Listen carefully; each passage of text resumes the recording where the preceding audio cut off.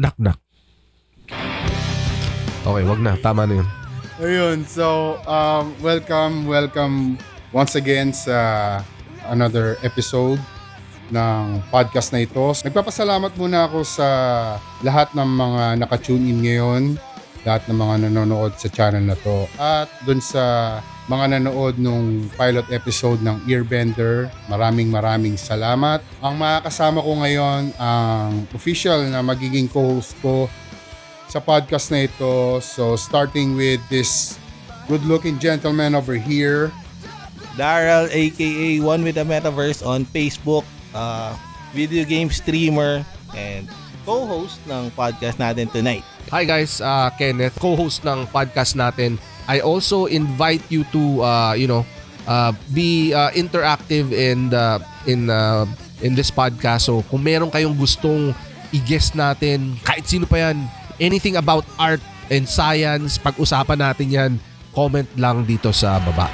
Welcome, and this is Earbender Podcast. Earbender Podcast. Pag-uusapan namin ngayon ang tungkol sa history kung bakit naging studio siya, Earbender. Nag-start kasi siya as rehearsal studio pala muna. So, pansariling gamit muna ng banda as doon kami nagre-rehearsal. So, yung banda ko pala is Sin, ang pinakamabigat na banda sa buong Pilipinas. Amen. So, ayun, hanggang sa tumatanggap na kami ng kasi ang dami na nagtatanong na mga bands gusto mag-rehearse. So, okay, sige,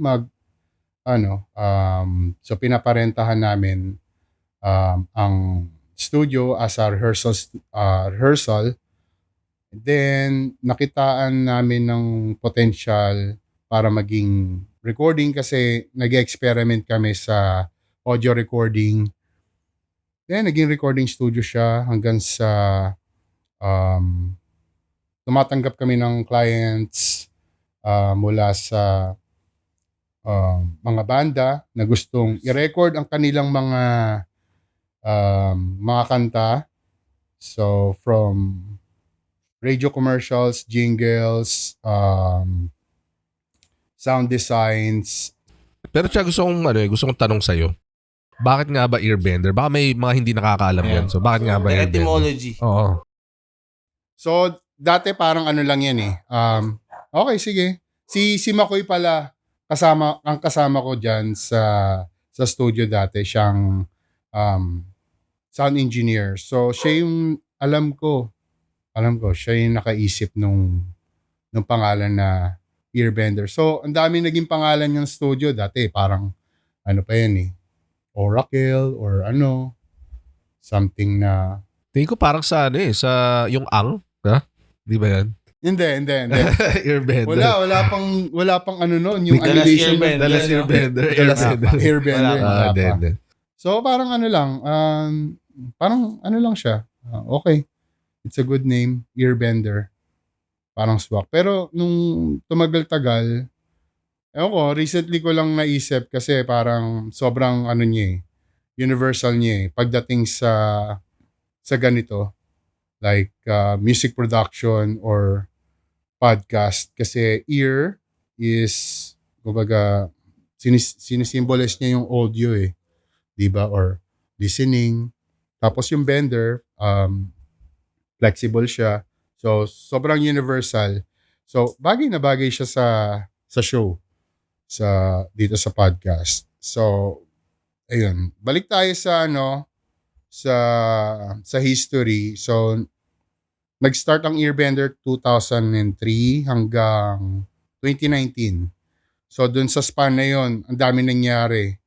Daming memories. So, lahat naman yan, puro good memories Walang bad memories. So, only experience. So, dun sa mga nangyari dun sa loob ng studio, kasama ko tong dalawang to na tinuturing kong malapit sa aking puso. Kasi sila talaga sa hirap at ginhawa mula sa pagtayo ng pagkabit ng drywall ng mga egg tray. yung talagang yung building, yung pag-construct ng actual, Oo. yung actual studio. Yung pagpunta Kasi sa doon Kasi nagsimula Divisoria. from scratch talaga yung Oo. talagang kasama ko sila eh. Hanggang sa pagkatapos namin mag-construct, syempre yung fumes nung Hindi, Ng tsaka mga ano yun pintura. It's entirely different era nun eh. Kasi wala pa yung technology ngayon na tingin ka online, order ka ng something. Dati, kailangan mo na styrofoam na sinlaki ng pader. Kailangan may kakilala ka na meron nun. Otherwise, Saka wala. nag-iimbento ka na nakikita mo lang sa mga magazine. Ito yata yung tsura nyo, no? Ganito yata, yan, no? Sponge Diba? Hindi mo alam kung lalagyan mo ba ng papel yung likod or Saka sa... nagsiscout tayo sa mga junk shop, di ba? Eventually, yung mga malalaking pyesa, yung mga sinlaking surfboard na styro, sa junk shop na natin na nakuha sa nag-junk shop surfing. So, yung mga tray ng itlog. O, tray ng itlog. Isipin mo, old school na wala na yata gumagawa. May gumagawa pa ba nun? Studio Hindi na ba eh. eh? Kasi Meron. may mabibili ka na. Di ba may phone na gano'ng itsura, di ba? Acoustic Oo. foam na. Acoustic na parang egg tray. Na hindi mo kang egg tray. Mukha talaga siyang Ay, oo, phone na parang- maganda. oo. Mga studio talaga, di ba?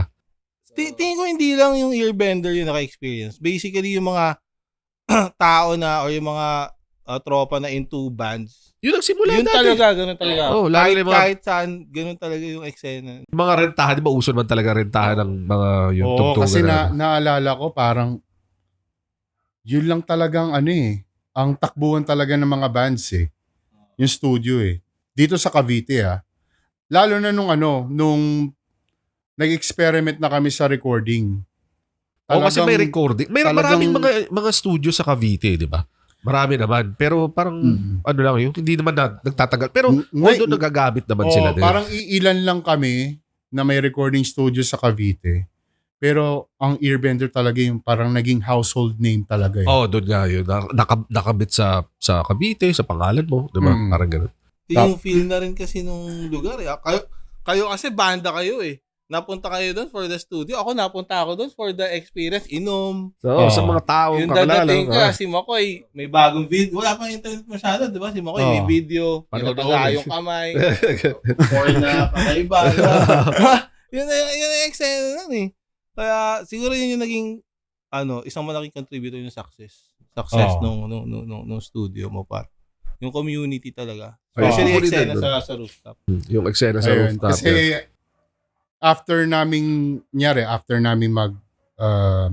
magtrabaho sa studio or habang pagkatapos namin i-construct yung studio, syempre yung fumes no nalalanghap namin. So, maganda, pantanggal, panlinis, pangbanlaw. Gin. So, mag-gin kami. Yun ang sabi ng mga karpintero eh. Oo, di ba? Di ba? Pag nag-spray ka ng pintura, di ba? Yun ang sabi. Makakatunaw daw yan. Pero scientifically, hindi ko alam kung totoo. Totoo, Minute Busters eh. Minute Busters ba yan? Episode 72. Minute Busters. Pauso? Tingnan mo. Search mo. Puta, isa-search ko patuloy mamaya to. Hindi, pero feeling ko totoo. Anong science nung... Kasi sa throat mo na-stuck yung fumes ng pintura eh. Tapos, Tapos pag thinner, sinat mo, parang thinner, di ba? tsaka yung karpintero namin, yan din talaga sinasabi. Lahat naman eh. Naging na yan, parang sa Pilipinas nga ata yan eh. Di ba parang silver fox yan? Hindi. Yun ang, Silver fox. yun, according sa survey, yun talaga. Okay. So yun yung mga experience sa studio. So marami pa like yung mga naging clients ko. So syempre pakikisamahan mo lahat ng mga nakakasama mo sa studio, lalo na yung mga clients na banda. So meron doon yung talagang makukulit na mga bands na pagdating sa editing, may na-experience ako doon. Talagang binubusisi niya talaga yung mix. So, meron doon one time na, sir, pwede bang pa-adjust nung ganito? Treble and... Yung treble, yung bass, pakibawasan yung ano. Tapos ang ginawa ko lang, parang ginanong ko lang yung mouse, tapos biglang, yan sir, ang ganda. Sobrang ganda. Paano nyo ginawa yan? ganito lang. Ayan. Pero wala talaga akong ginagawa. Placebo. Placebo mix. Placebo effect. Tapos meron pa doon yung mga hindi share ko, yung mga hindi ko makakalimutan.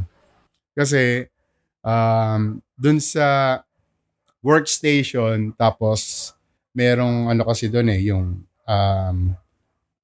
booth kung saan Sa loob, nandun sa loob.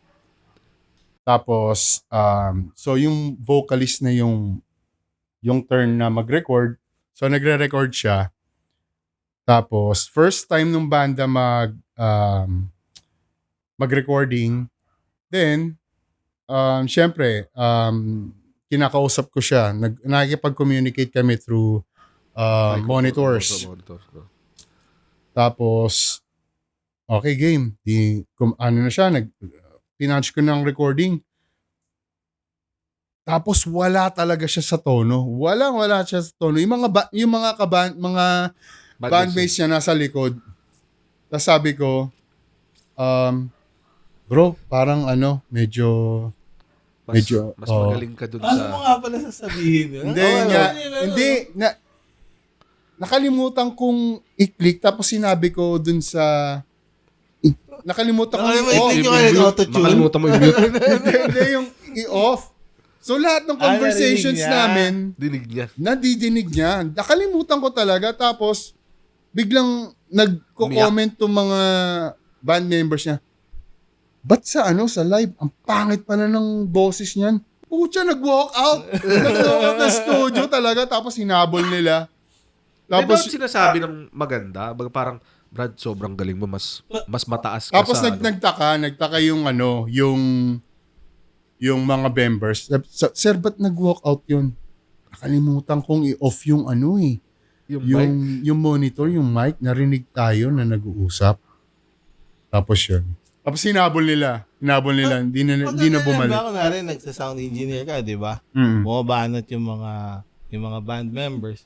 Gumagana ba yung parang judgment mo na internally na ang pangit mo?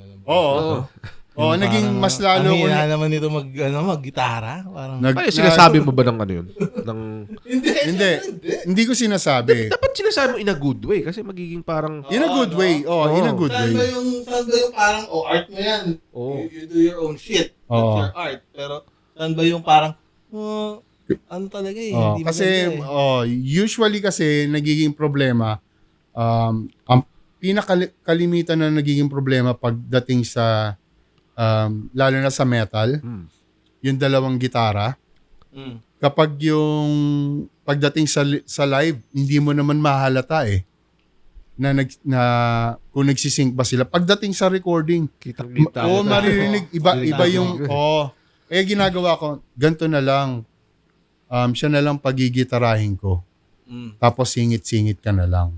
Kasi para sinasabi ko na lang in a good way na para mas maganda, malinis. At least, para aware na kayo, para sa live, ma-practice nyo na. At saka kung metal band sila, may bigat yung words mo sa kanila kasi alam nila. Yun yung pundasyon mo di ba? Metal yung foundation mo, kaya para pag sinabi, parang siyempre, maniniwala. Tsaka yan, ang laking tulong din nung siguro yung hatak ko as ay kilalang banda dito sa Cavite, yung mga clients na, ang dami halos puro metal bands yung nagre-recording sa Cavite City, ang laki ng fanbase. Fanbase na sila doon, di ba? Hanggang sa blues band mo yung Third Dozen Dalamanat, yung mga kapitbahay ko. Ganun pinapatid. Yun talaga yung sound trip nila. Yun talaga yung sound trip nila. Ay, nakwento ko ba yung sa nung na-hospital ako, pinapatugtog yung, habang inooperahan ako, pinapatugtog yung yung Dusty Couch Blues. Tapos, sir, kayo ba to? Ay, hindi. Ano pa yon yung Old Camaro. Yun yung pinapatugtog. Sabi ko, sir, kayo ba to? Sabi ko, oo. Ba't alam mo? Sabi nung OR nurse, nung katatapos ko lang operahan, sabi, kasi Charles Daza, nasa playlist ko kayo Kaya na-curious ako. Kung kayo ba to? Sabi ko, oo. Sabi, galing. tuloy nyo lang yan, sir, ha? Pag ano. Para sa akin naman, mga unforgettable moment dyan. Aside from yung recording, yung bonding ng mga magkakaibigan niya. Kasi katulad ng sabi ni Daryl, hindi siya pumunta doon as banda. As kaibigan. So, Naalala ko yun to yung si mga- Daryl, tawag dito.